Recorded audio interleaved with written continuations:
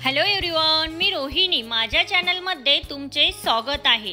आजच्या व्हिडिओमध्ये मी तुम्हाला सांगणार आहे की खरी ओरिजिनल पैठणी ही कशी ओळखायची। या बाबतीत आजच्या व्हिडिओमध्ये मी तुम्हाला काही टिप्स देणार आहे, त्यामुळे हा व्हिडिओ शेवटपर्यंत नक्की बघा। तर फ्रेंड्स, पैठणी साडी ही 6 वारी आणि 9 वारी अशा दोन्ही प्रकारात मिळते। खरी पैठणीचे वैशिष्ट्य म्हणजे ती दोन्ही बाजूने अगदी सारखीच दिसते। हो, अगदी बॉर्डर ही आणि पदर ही सारखाच दिसतो। खऱ्या धाग्याने विणलेल्या पैठणीची हीच खरी ओळख आहे। तसेच खऱ्या पैठणीची जरी ही कधीही ब्लॅक पडत नाही।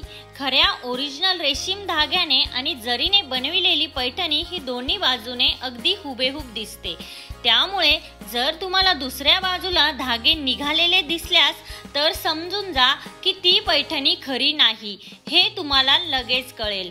पैठणीवरच्या पारंपरिक नक्षीकामात मोर, कमळ, फूल आणि बुट्टी यांचा समावेश येतो। पैठणीमध्ये लाल, पिवळा, निळा, जांभळा, गुलाबी आणि हिरवा असे कलर्स शक्यतो असतात। पैठणीची काळजी घेताना एक गोष्ट लक्षात ठेवा, ती म्हणजे ही साडी एखाद्या मऊ कपड्यात गुंडाळून ठेवा। यावर थेट सूर्यप्रकाश हा पडायला नको। प्रत्येक वापरानंतर ही साडी वॉश करू नका। गरज असेल तरच तिची ड्राय क्लिनिंग करा।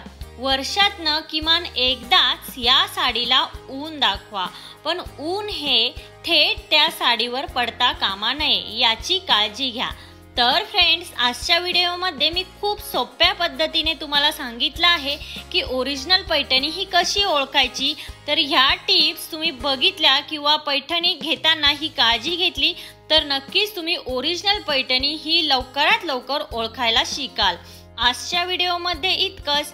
आजचा व्हिडिओ हा तुम्हाला कसा वाटला? आजचा व्हिडिओ जर तुम्हाला हेल्पफुल वाटला असेल तर तुमच्या फॅमिली आणि फ्रेंड्स सोबत नक्की शेअर करा। त्यासोबतच तिथे जे बेल आयकॉन आहे ते प्रेस करा, जेणेकरून जेव्हा मी नवीन व्हिडिओ अपलोड करेन तेव्हा त्याचे नोटिफिकेशन हे सगळ्यात पहिल्यांदा तुम्हाला येईल। भेटूया अशाच एका नवीन व्हिडिओमध्ये। तोपर्यंत काळजी घ्या। Thank you everyone.